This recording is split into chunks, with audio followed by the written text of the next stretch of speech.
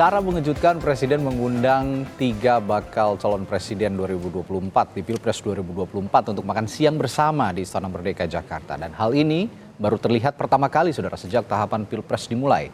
Lalu apa makna di balik jamuan makan siang Jokowi dengan 3 baca pres ini dan bagaimana masing-masing tim poros koalisi menanggapinya? Pagi ini kita akan bahas dengan sejumlah narasumber, diantaranya anggota tim pemenangan nasional Ganjar Mahfud, Yusuf Lakasek. Selamat pagi.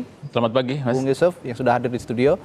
Lalu juga ada anggota tim kampanye nasional Prabowo Gibran, Andre Rosiade, dan juga Ketua DPP Partai Nasdem yang juga tim Badan Pekerja atau Baja, Anies Muhaimin, Willy Aditya. Selamat pagi, Bung Willy, Bung Andre. Pagi Willy, pagi Mas Yusuf. Pagi, Mas Andre. Oke, saya ke Bung Yusuf dulu. Bung, apa yang Anda baca dari undangan Presiden terhadap 3 bakal capres ini? Tentunya yang pertama saya berpositif thinking dulu ya.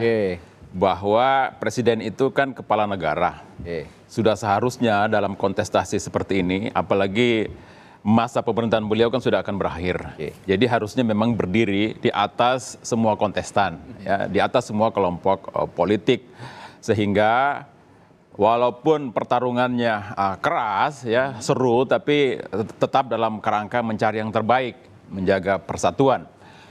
Itu tanggapan atau asumsi positif saya ketika sebelum terjadi prahara Mahkamah Konstitusi. Karena ini terjadi setelah prahara Mahkamah Konstitusi, maka yang kedua adalah banyak orang bilang ini adalah usaha Presiden sendiri untuk merecovery kembali citranya yang karena peristiwa Mahkamah Konstitusi yang dipelesetkan publik sebagai mahkamah keluarga itu, sentimen negatif terhadap beliau sangat tinggi sekali, meluas, dan di titik nadir. Jadi ini juga adalah satu usaha untuk mengembalikan citra positifnya. Yang berikutnya adalah, yang ketiga ini ya, karena kita disuruh membaca nih. Jadi yang ketiga adalah, Presiden kita ini kan keleguannya ini adalah senjata politik sekaligus. Ya, kami tentu dan seluruh rakyat, saya berharap kita tidak terkecoh dengan situasi ini, ya, karena ada peristiwa Mahkamah Konstitusi yang menjadi prahara dan ramai tersebut, maka dengan memaksakannya ada satu proses yang kontroversial, ada rekayasa hukum sehingga anaknya beliau menjadi calon wakil presiden, maka kita harus waspada. Ya, kadang-kadang apa yang ditampilkan bukan itu yang akan terjadi, bukan itu yang akan dikerjakan. Jadi kita akan terus dalam kewaspadaan yang tinggi untuk betul-betul menjaga agar pemilu ini jangan sampai curang. Karena prosesnya saja untuk jadi kontestan sudah melakukan satu proses rekayasa di Mahkamah Konstitusi, maka kita semua harus perlu waspada. Ya, karena operasi itu kan bukan yang terbuka, yang kita khawatirkan operasi tertutup itu, ya.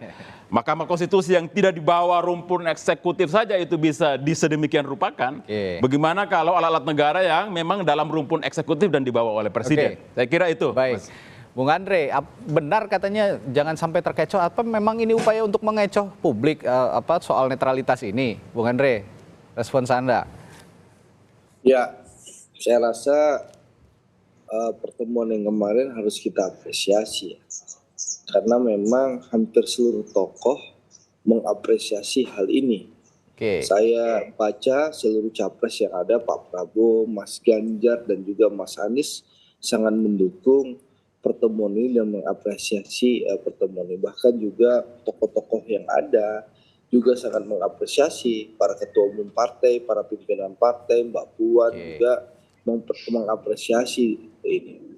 Pak Jarod juga mengapresiasi. Saya rasa pertemuan kemarin itu sangat baik dan sangat tepat dalam rangka semua pihak menjaga kondusivitas politik. Dan kami, Pak Prabowo dan Koalisi Indonesia Maju dari awal sangat yakin Pak Presiden Jokowi akan dalam posisi yang netral, sekalipun ya kami mencalonkan Mas Gibran sebagai calon wakil presiden Pak Prabowo. Karena keyakinan kami bahwa Presiden Jokowi ini akan berdiri di atas semua kepentingan dan golongan. Karena beliau memang kita pahami dan kita ketahui seorang negarawan yang mengutamakan kepentingan bangsa. Itu keyakinan kami, dan apalagi zaman sekarang ini adalah zaman keterbukaan, zaman digital.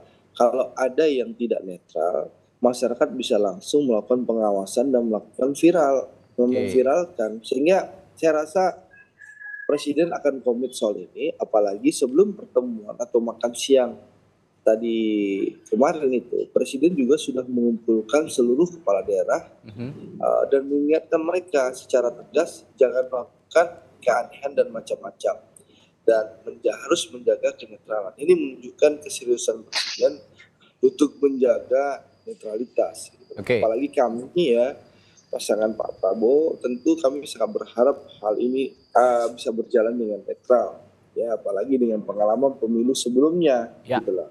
Dan pertemuan ini ya seharusnya kita dorong menjadi rutinitas. Ya.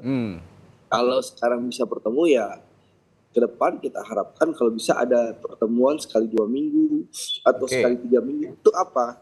Untuk terus menjaga komunikasi dan menunjukkan kepada akar rumput dan masyarakat bahwa elitnya, bahwa pimpinannya ini bersatu, sehingga polarisasi, ketegangan di bawah itu jangan sampai terjadi di pemilu 2024 ini. Nah, saran saya kepada Pak Jokowi, ya kalau bisa pertemuan ini dilakukan secara rutin sekali 2 minggu atau sekali 3 minggu, supaya apa? Sekali lagi, kita ini keluarga besar Indonesia.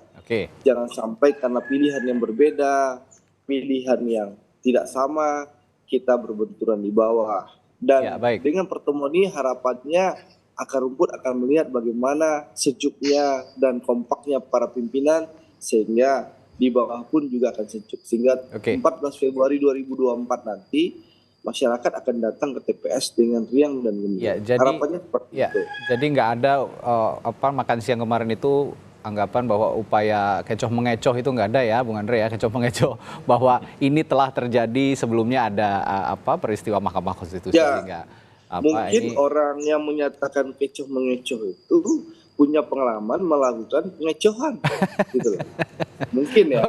Kalau di kami ya, kami sangat mengapresiasi hal ini dan berharap pertemuan ini bisa dirutinkan. Karena sekali lagi, pemilu yang jujur dan adil, pemilu yang betul-betul bisa bersih itu, tentu ini harapan kita semua, bukan harapannya Mas Ganjar saja, bukan harapannya Mas Anies saja, juga harapan dari Pak Prabowo dan Mas Gibran. Supaya apa?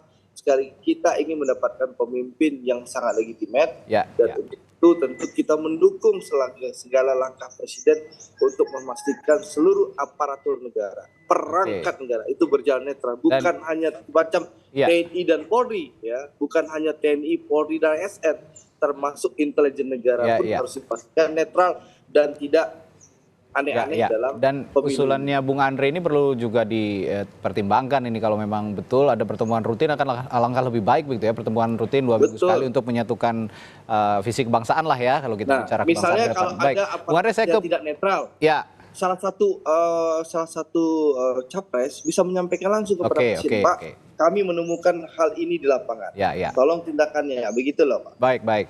Ya, saya ke Bung Willy. Bung Willy, ini sepertinya publik agak terkejut ya, begitu ya, kalau dibilang agak terkejut, tiba-tiba ada undangan Presiden kepada bakal capres, sepertinya terkesan agak mendadak begitu. Apakah betul undangan ke tim Baja Amin ini juga masuknya mendadak, karena kita para jurnalis juga baru menerima kabar saat sebelum makan siang bersama Presiden ini terjadi begitu. Bung Willy, cerita sesungguhnya seperti apa? Ya, memang agendanya agak dadakan, tapi segala sesuatu, kalau kata Rendra itu, kalian punya niat baik, kami punya niat baik, tapi kadang-kala niat baik kita saling berlaga. Nah, kita tentu apa yang Andre katakan, ya kita apresiasi inisiatif dari Presiden Jokowi untuk duduk bersama, makan bersama. Ini kan politik ini penuh dengan simbolisasi. Kalau kita orang Timur itu seribut apapun kalau sudah duduk bersama dan apalagi sudah makan bersama, seolah-olah tidak ada persoalan itu. Itu kan yang ditangkap oleh publik ya. Ya. Kalau di kampung Andre ini kalau orang sudah bisa duduk bersama dan makan bersama, apa yang terjadi itu udah lupa itu. Apalagi perutnya udah kenyang itu ya. Tapi setidak-tidaknya ini adalah sebuah bangunan narasi yang baik. Oke. Kontestasi adalah sebuah keniscayaan ya. Tentu apa yang diundang oleh presiden itu untuk menegaskan juga apa yang ditegaskan oleh Mas Anies kemudian oleh Mas Ganjar ya. Bagaimana satu karena ini kontestasi dan transisi kekuasaan itu menjadi mekanisme demokratik dalam sistem ketatanegaraan kita, bagaimana kemudian menjaga netralitas aparat penegak hukum, Ya. apalagi penyelenggara pemilu gitu. Itu menjadi satu hal yang sangat krusial karena catatan kita itu bagaimana rusaknya demokrasi ketika aktor-aktor iliberal, aktor-aktor yang bukan pemain justru terlibat sangat jauh ke dalam ya. Itulah yang kita katakan dengan cawe-cawe dalam proses kontestasi. Nah, tentu masyarakat juga sudah melek dengan digitalize ini. Semua sekarang no viral, no justice. Ya. Nah, mari kita sama-sama menjaga demokrasi kita menjadi satu hal yang lebih matang, yang lebih sehat untuk kemudian political will kita sama-sama ya. Siapapun yang menang itu adalah kemenangan rakyat Indonesia dan mari kita sama-sama berlaga penuh dengan kejujuran, hal yang adil, akuntabel dan transparan. Baik, ya saya kembali ke Bung Yusuf. Bung Yusuf, ada kekhawatiran oke, boleh lah ya begitu. Masih ada harus ada pengawasan yang ketat. Tapi kan bakal capres Anda sendiri Pak Ganjar Pranowo itu sudah menyatakan bahwa ini upaya yang baik begitu dari presiden sehingga dia percaya, Pak Ganjar percaya bahwa presiden orang baik sehingga bisa menyelenggarakan atau mengawal pesta demokrasi ini dengan sangat adil, jujur begitu ya. Nah, tapi dari Anda sendiri sepertinya kekhawatiran itu masih mengerucut begitu. Nah, apa yang Anda lihat sebenarnya kekhawatiran seperti apa yang dikhawatirkan oleh Anda karena dua narasumber kita juga yang lain ini tadi mengatakan bahwa saat ini kan media digital juga sudah luas, mengawasinya lebih mudah begitu. Ya. Silakan. Ya, kalau mau curang kan banyak cara ya. Apalagi kan tangan kekuasaan bukan hanya tangan terlihat, ada tangan tidak terlihat. Ada operasi-operasi yang juga tidak perlu dinampakkan ya, karena memang tidak perlu dinampakkan gitu.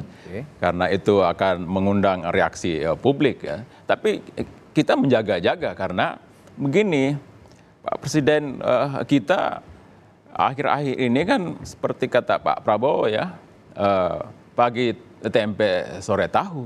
Ya kan sebelumnya bilang bahwa Mas Gibran tidak logis dicalonkan ya. Karena bla bla bla ya. Tapi kemudian setelah itu dicalonkan, orang tua hanya merestui. Tapi kalau kita baca kemarin sebuah investigasi majalah terkenal di Indonesia yang sangat kredibel, kita lihat tuh siapa mastermind-nya, bagaimana operasinya, mulai dari di MK yang begitu kontroversial itu sampai pada deklarasi dan pencalonan. Tentunya ya, saya sebagai pemilih Jokowi ya, 2 periode. Kalau Mas Andre kan belum pernah pilih Jokowi ya.